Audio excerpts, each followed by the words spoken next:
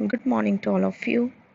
हमारा टॉपिक चल रहा था सेकेंडरी एक्टिविटीज़। आज हम करेंगे सेकेंडरी एक्टिविटीज़ के जो दो तीन जो टॉपिक्स बच गए थे उनके बारे में हम अब स्टडी करेंगे। पहला आता है आपका traditional large scale regional industrial regions, यानी जो आपके इसका हिंदी में बोलते हैं परंपरागत बड़े पैमाने पर औद्योगिक क्षेत्र। ठीक है, इसके बारे में देखते हैं। बड़े पैमाने पर औद्योगिक क्षेत्र का मतलब यहाँ पर आ जाएगा कि जो traditional large scale industrial regions जो होते हैं वो क्या होते हैं, हैवी इंडस्ट्रीज होती है, जैसे आयरन स्मेल्टिंग होगी, क्योंकि ये हमारी क्या है, लंबे टाइम पीरियड से, पुराने टाइम पीरियड से हमारी चलती आ रही है।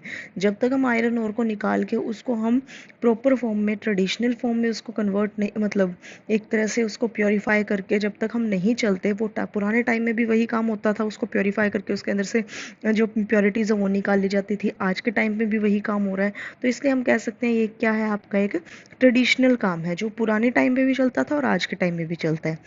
ये साथ के साथ ही इसके अंदर हैवी इंजीनियरिंग की ज़रूरत पड़ती है। ठीक है, नेक्स्ट आता है केमिकल मैन्युफैक्चरिंग।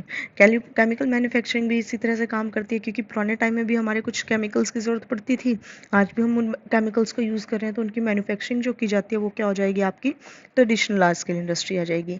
टेक्सटाइल प्रोडक्शन, अब क्लॉथ्स तो हर कोई यूज़ करता ही करता था, ऑफकोर्स उनकी प्रोडक्शन जो है वो क्या हो जाएगी, आपकी ये इसका पार्ट आ जाएगा।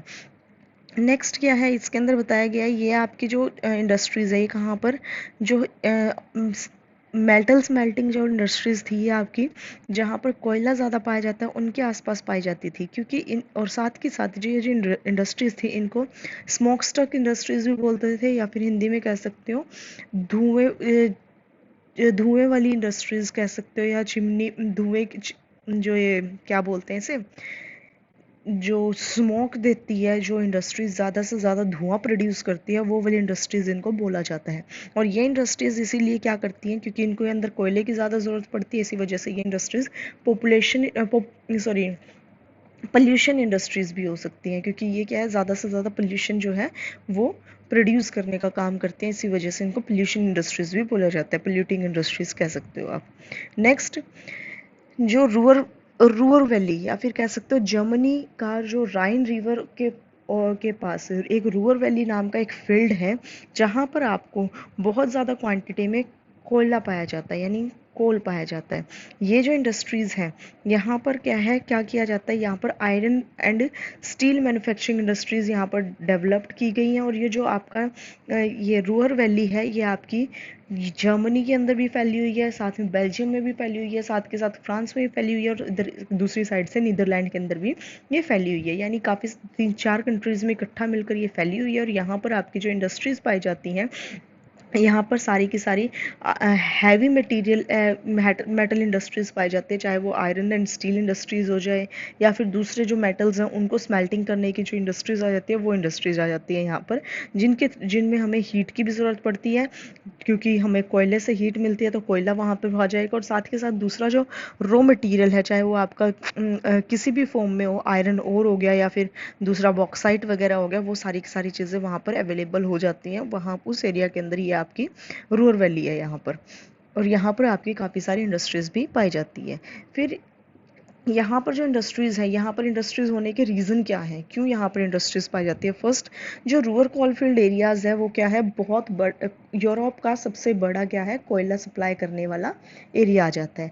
यहाँ पर डिफरेंट डिफरेंट टाइप्स के और क्वालिटी के कोयले पाए जाते हैं। साथ के साथ यहाँ पर जो इंडस्ट्रीज़ पाई जाती हैं वो क्या होती हैं, आपकी अट्रैक्ट करती हैं अपनी साइड हैवी इंडस्ट्रीज़ को, और यहाँ पर रिड्यूस करती हैं उनकी ट्रांसपोर्टेशन कॉस्ट को। क्योंकि ट्रांसपोर्टेशन कॉस्ट कैसे रिड्यूस करती है, अगर वहाँ पर क्या है, ज़्यादा से ज़्यादा वो पाया जाएगा, क्या बोलते हैं इसे, कोल पाया जाएगा और दूसरा मटेरियल पाया जाएगा, तो ऑफ कोर्स पर्सन जो है उसी एरिया के अंदर अपना इंडस्ट्री डेवलप करनी शुरू कर देंगे, तो जिसकी वजह से उनको एक जगह से दूसरी जगह पर अपना मटेरियल लेकर जाना नहीं पड़ेगा। फिर इसके साथ कुछ प्रॉब्लम्स भी आ जाती हैं। यहाँ पर प्रॉब्लम्स क्या है, अनएम्प्लॉयमेंट की। अनएम्प्लॉयमेंट की प्रॉब्लम क्यों है, क्योंकि एक पर्टिकुलर एक एरिया के अंदर फैला हुआ है, उस एरिया के अंदर ही लोगों को एम्प्लॉयमेंट मिल सकती है, उससे बाहर निकलते ही वो क्या हो जाएंगे, अनएम्प्लॉयड हो जाएंगे। Over depend upon the mining and heavy industries, ये क्या है, यहाँ पर बहुत ज़्यादा जो है डिपेंडेंसी पाई जाती है किसके ऊपर, माइनिंग के ऊपर और हैवी इंडस्ट्रीज़ के ऊपर। यहाँ पर साथ के साथ अब इतनी सारी इंडस्ट्रीज़ यहाँ पर अवेलेबल होंगी और 3-4 कंट्रीज़ की इकट्ठी हो जाएंगी, तो ऑफकोर्स यहाँ पर क्या है, मेजर एनवायरमेंटल प्रॉब्लम्स भी यहाँ पर देखने को मिलेंगी, क्योंकि कोयले से हमारा स्मोक निकलेगा। स्मोक निकलने की वजह से यहाँ पर क्या हो जाएगी, डिफरेंट डिफरेंट गैसेस से रिगार्डिंग या एनवायरमेंटल प्रॉब्लम्स यहाँ पर देखने को मिल जाएंगी। नेक्स्ट आता है आपका हाईटेक इंडस्ट्रीज। हाईटेक इंडस्ट्रीज क्या होती हैं, हाईटेक इंडस्ट्रीज वो इंडस्ट्रीज होती हैं जिसके अंदर हाईली स्किल्ड फोर्सेस का यूज़ किया जाता है, यानी पर्सन्स जो है वो प्रॉपर फॉर्म में एजुकेटेड होते हैं, उनको अपनी फील्ड के बारे में सारी की सारी नॉलेज होती है, उनको हम हाईटेक इंडस्ट्रीज बोलते हैं। इसके अंदर क्या है, रिसर्च और डेवलपमेंट को ज़्यादातर लिया जाता है। जो पर्सन नई नई रिसर्च करते हैं या नई नई चीज़ों को डेवलप करने का काम करते हैं, वो चीज़ें ली जाती हैं। हाईटेक इंडस्ट्रीज जो है वो फुटवेयर इंडस्ट्रीज के अंदर भी आज के टाइम में देखने को मिल गई है, पर यहाँ का जो रॉ मटेरियल है इतना ज़्यादा इंपॉर्टेंट देखने को नहीं मिलता, क्योंकि यहाँ पर जो रॉ मटेरियल पाया जाता है वो लाइट वेट इलेक्ट्रॉनिक कंपोनेंट्स के ऊपर डिपेंड करता है। यानी नो डाउट फुटवेयर इंडस्ट्रीज में भी आज के टाइम में ये हाईटेक इंडस्ट्रीज मिलती है, बट इतनी ज़्यादा फेमस नहीं हुई है जितनी हमारा जो रिसर्च एंड डेवलपमेंट एरिया के अंदर ये अवेलेबल है। ठीक है, इसके अलावा इसने कहा है कि हाईटेक इंडस्ट्रीज कौन कौन सी है। फर्स्ट बायोटेक्नोलॉजिकल आ गई, प्रिंटिंग हो गई, आयरन एंड स्टील हो गई, कार मैन्युफैक्चरिंग, साइंटिफिक इंस्ट्रूमेंट्स आ जाएंगी, कंप्यूटर सॉफ्टवेयर, एरोनॉटिक्स आ जाएगा, टूरिज्म, इलेक्ट्रिक सिस्टम्स, टेलीकम्युनिकेशंस, ये इस तरह की जो इंडस्ट्रीज़ हैं वो सारी की सारी किसके ऊपर बेस्ड है, आपकी हाईटेक इंडस्ट्रीज आ जाती हैं।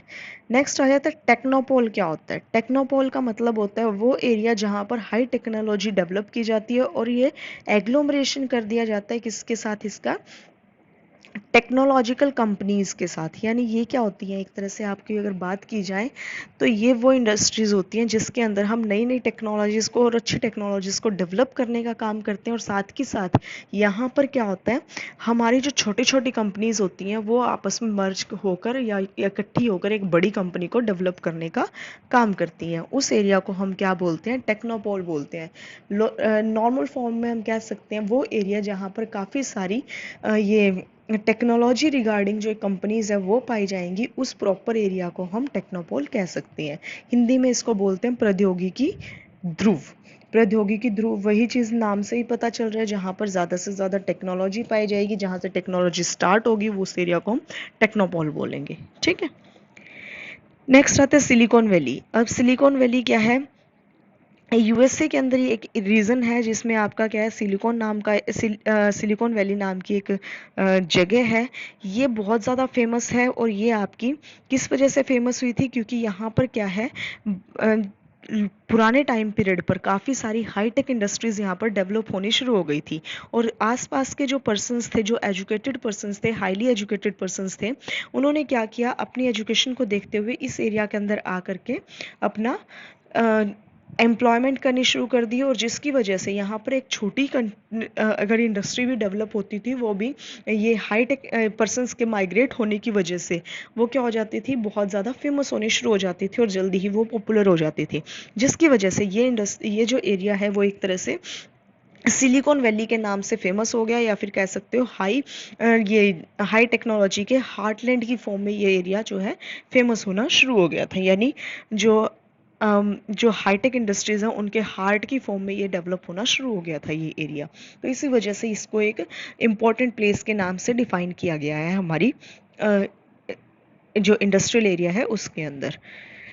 अब साइंस पार्क क्या होता है, साइंस पार्क एक प्लान्ड इंडस्ट्रियल कॉम्प्लेक्शंस होते हैं जहाँ पर काफ़ी सारी कंपनीज आकर अपने जो बिजनेस है उनके बारे में बताती है और अपने नए नए पर्सनस को वहाँ से अडॉप्ट करने का काम करते हैं, यानी जॉब्स देने का काम करते हैं। उस एरिया को हम बोलते हैं साइंस पार्क। यानी यहाँ पर ऑलमोस्ट एक कह सकते हो सारे के सारी जितनी भी कंपनीज होती हैं उन कंपनीज से रिगार्डिंग सारी की सारी चीज़ें यहाँ पर आपको इंफॉर्मेशन मिलेगी। हर एक कंपनी से रिगार्डिंग यहाँ पर आपको जॉब वैकेंसीज़ का पता चलता रहेगा, क्या क्या उनको रिक्वायरमेंट्स हैं, उन सभी चीज़ों के बारे में यहाँ से पता चलता रहेगा।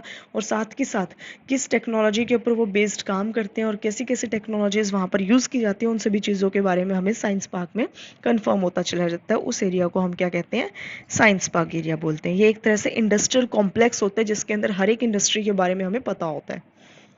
ठीक है। इसके अलावा इस चैप्टर के अंदर अगर आप लोगों को कोई प्रॉब्लम है तो मुझे आप बता देना, और यहाँ पर भी अगर इस टॉपिक में भी अगर आपको कोई प्रॉब्लम आती है तो वो भी आप मुझसे कंफर्म कर लेना। ठीक है।